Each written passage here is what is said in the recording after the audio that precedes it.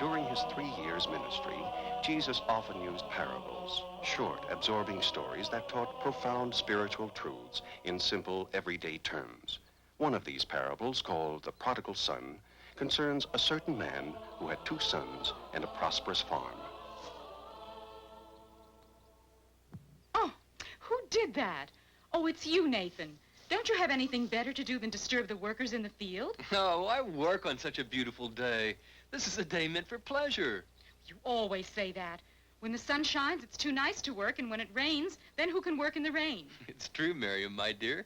If you'd only take my advice, how much happier you'd be. How much hungrier I'd be also if I didn't work for my daily bread. Ah, well, I've tried to advise you. If you don't listen, then I'll just leave you to your own dreary existence. What is this? If you won't work yourself, at least don't interfere with those who do work. Ah, dear brother Zimri, a pleasant good day to you.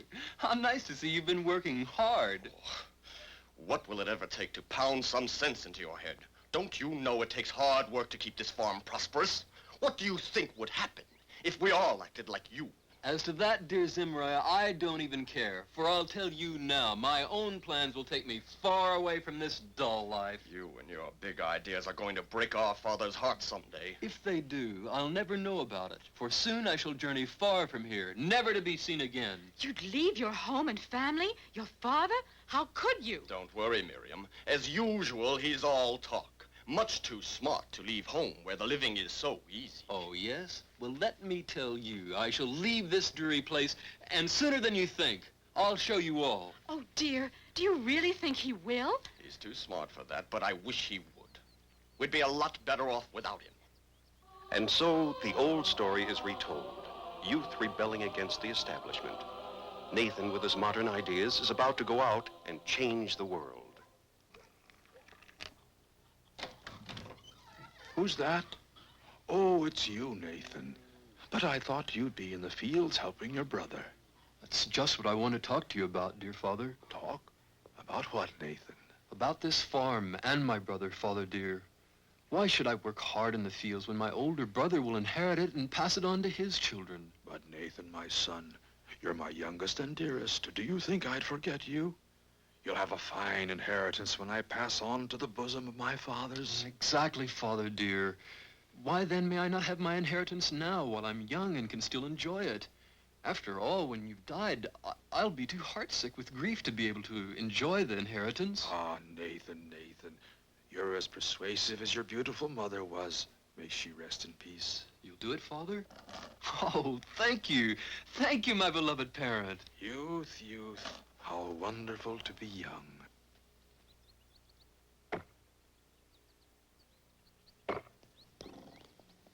Ah, dear brother, how good to see you working hard. Oh, it's you. I thought I might have some help from you today for a change. Couldn't you do a little work around here? Work? I just came to say goodbye. Goodbye.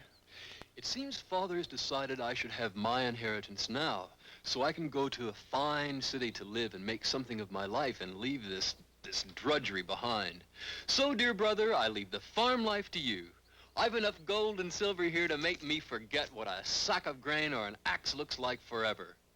Oh, if you ever get to the city, look me up. I'll show you how to really live. Farewell, dear brother. Farewell. Work hard. Young Nathan, now with extreme wealth in his purse, journeys to a far distant land.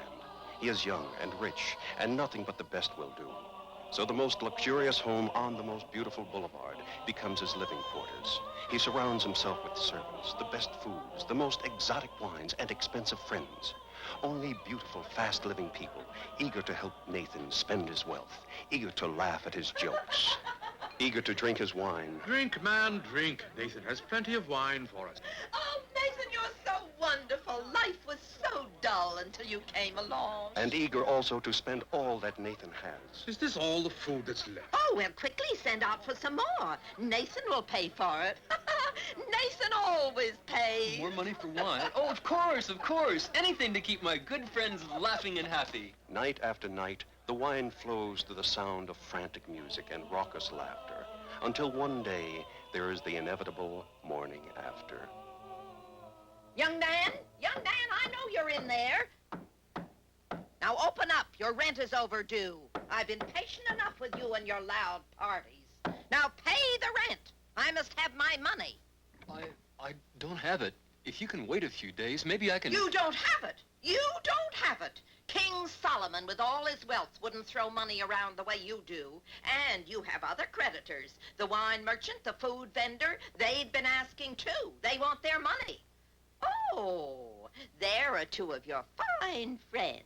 Ask them for some money. Oh, my dear, whatever are we doing in this dreary place when Lucilius is giving a delightful party at his house? How right you are, darling girl. Let's leave this awful squalor and go there immediately. Oh, so no more money, no more friends, eh? Well, I've no sympathy for you, nor patience. Out on the street you go, squanderer. Without money, without friends, without a roof over his head, Nathan faces still further misery. For a severe famine has struck the land, and when people go hungry, beggars starve. With the shadow of slow starvation looming over his head as he wanders door to door, it would seem Nathan has sunk as low as possible, but he will soon learn he can sink even lower. You want a place to sleep and something to eat, do you? All right, my lad, come with me. I need someone to take care of my swine. You'll clean the troughs and feed them. You can sleep here with them, and you can also... I will do it. Now will you give me something to eat? Something to eat? Ha ha!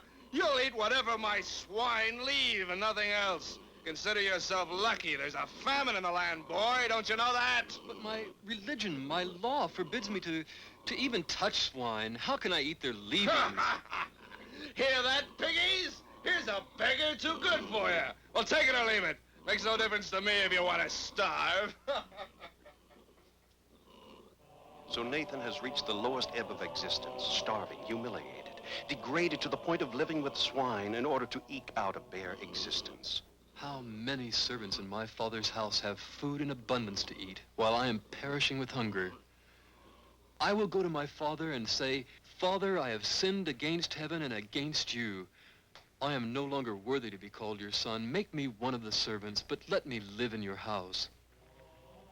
And now a completely penitent young man trudges homeward, knowing he has forfeited his rightful place in his father's house, but willing to become a servant in what had been his own home. But week after week, month after lonely month, an old man's sad eyes have looked down a lonesome road, ever hoping that one day his young son would return. And now, at a great distance, he sees a forlorn figure. It is my son, my son, my son. My son, my son. Oh, Father, Father, I'm ashamed of what I've done. Nay, my son, you have come home. That is all that matters. At this moment in their reunion, the father knows the happiest day of his life. Where is that servant with the water? Over here! And be quick about it. I'm dying of thirst. Ah, me. My lips are parched. My back is breaking.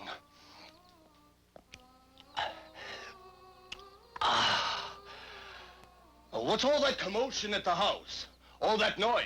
Great news. Your brother has come home and your father has killed the fatted calf because he's back safe and sound. What? That does it. I work my fingers to the bone and that worthless brother of mine comes home and he celebrates. I never get so much as a word of thanks for all the work I do around here. Come, a robe, my best robe for my son. And I've invited all your friends for a feast.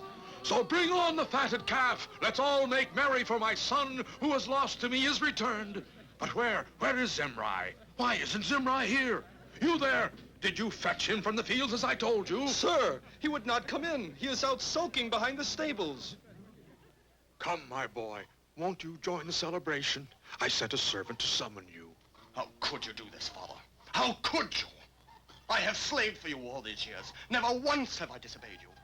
And you never gave me so much as a kid that I might feast with my friends. But this son of yours turns up after having spent all the money on wild living. And for him, you kill the fatted calf. Nothing too good for Nathan the sinner. How could you? My boy, you are always with me, and everything I have is yours. But surely we must celebrate this happy day, for your brother who was as good as dead has come back to life. He who was lost is found. With this parable, Jesus painted a living picture for the people to whom he preached.